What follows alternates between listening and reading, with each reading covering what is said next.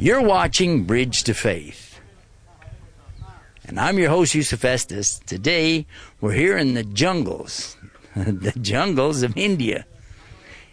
We're not too far from a place called Kerala, where we had the opportunity to sample some tea and see the tea gardens. And now we're here with the elephants and monkeys here in the jungle.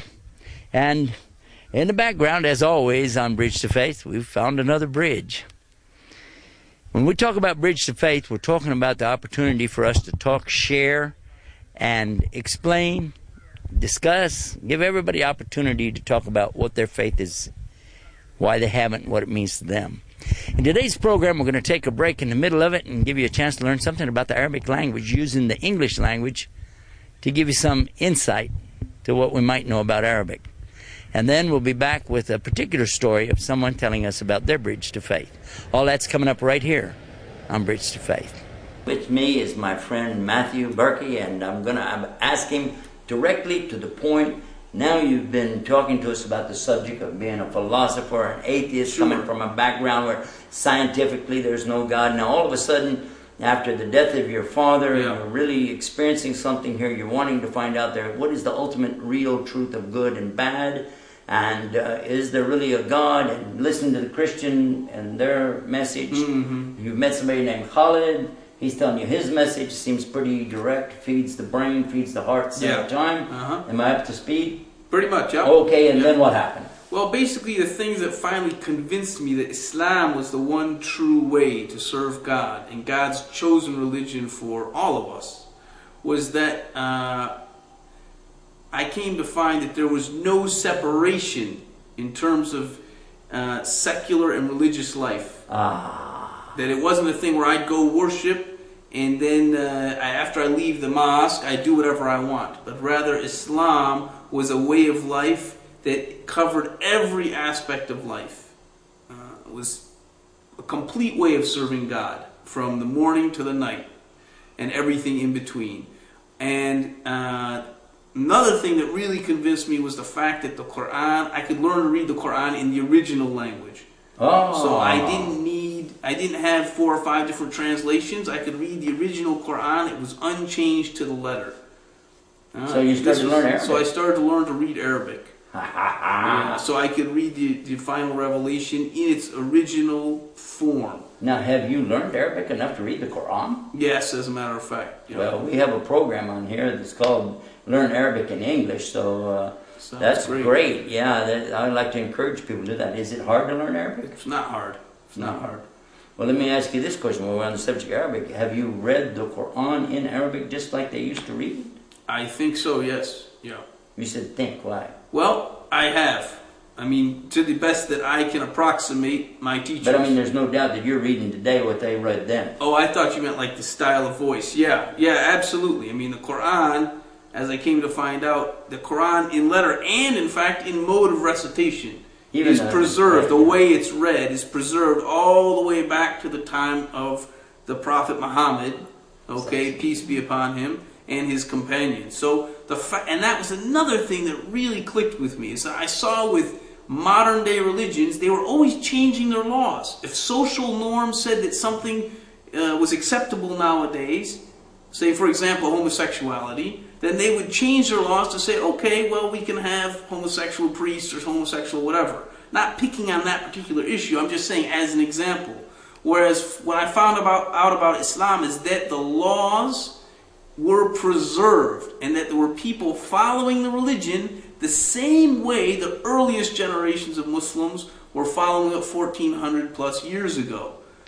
That to me was very convincing, because if they were God's laws, then they shouldn't be changeable by man. Okay, so now what happened? What was the actual turning point? Basically, I was getting more and more information, and I was still praying and praying, and then at some point I felt like, there was nothing left to hold me back from being a Muslim. And then? And then I said, I'm ready to be Muslim. To who? To my friend Khalid. To Khalid? To Khalid, yep. And then what did you do? So he told me he gathered me in front of the small community of Muslims, and he told me to repeat after him and to say, Ashhadu an la ilaha illallah wa ashhadu anna Muhammadan Rasulullah. Allahu Akbar. Right, which means I bear witness that none has the right to be worshipped except God alone. And I bear witness that Muhammad is his messenger. And on saying that, I became a Muslim.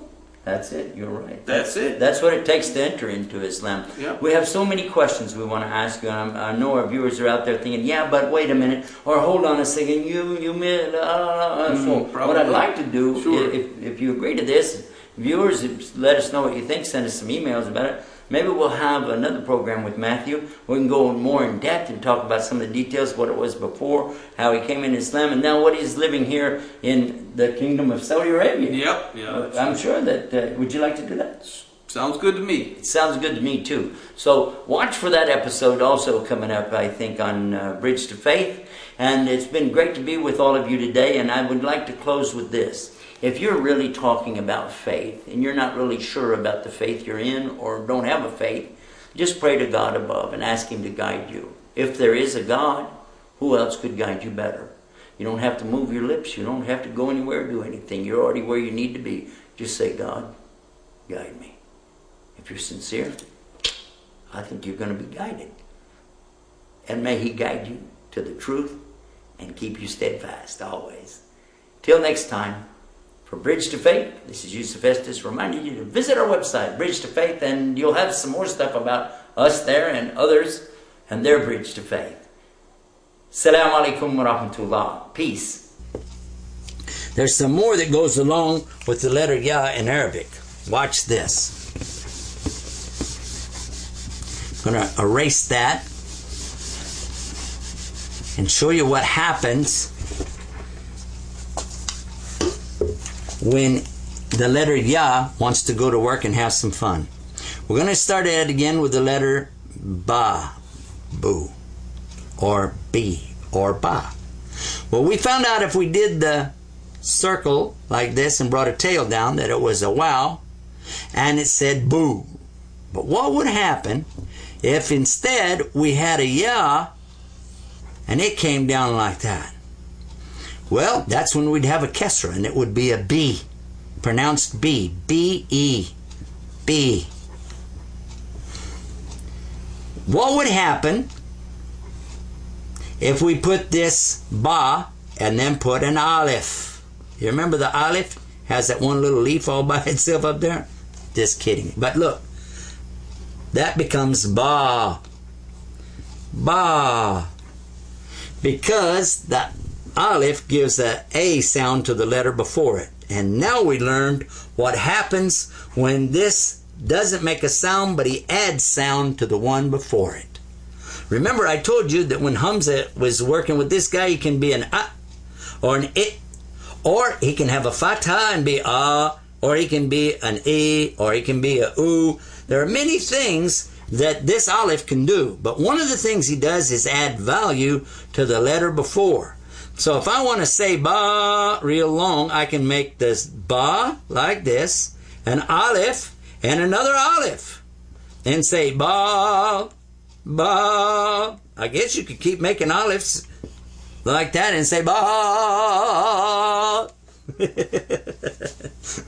But this gives you an idea that the aleph can add value or length of time to the pronunciation of the letter before it. Now I want to share with you something else. Remember now, the Ya can connect to anybody to his left. So he doesn't have that same thing that Wow does. That's why you don't notice him. You see him turn into a stem like this. He blends right into the family and moves right on down the line with everybody else. So you don't notice him in here like that because he's part of the whole thing. Like in this word, bait.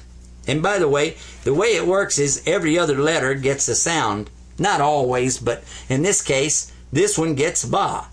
This gets a sukoon. What's a sukoon? Sukoon means don't pronounce it, but give it some value anyway. This is bait.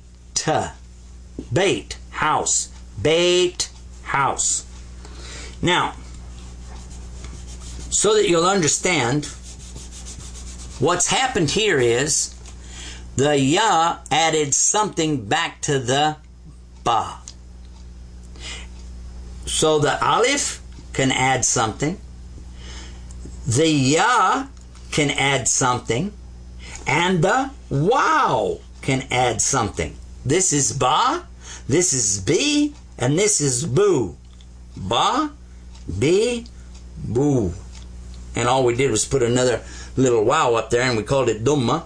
This is the kesra because of the ya here. Whenever you have the ya, it's the e sound. Like in English, when you have a y, a lot of times it equals e. I'll show you. The letter B in English, then the letter Y, and you pronounce it how? By. By.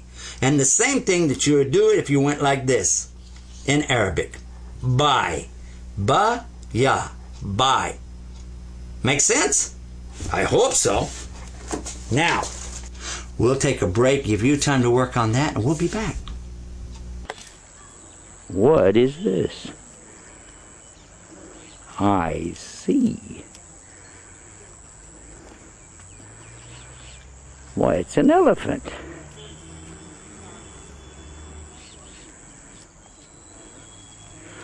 We're at the elephant compound here in the jungle in India. And this is an Indian elephant. The Indian elephants have smaller ears than the African elephants. This one has big white tusks. See them?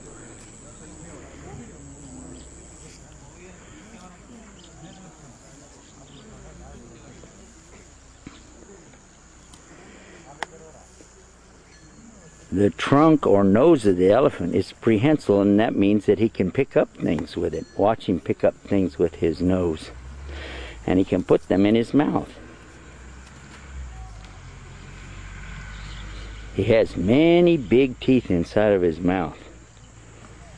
And they're good for crunching up things like logs, too. See him eating the stick? And he's not just picking his teeth with that either. Hear the crunch?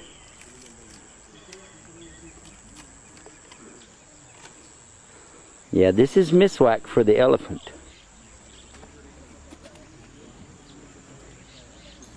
His tooth stick. It's good to always brush your teeth every day and clean them with a stick, isn't it? The sun is setting, and these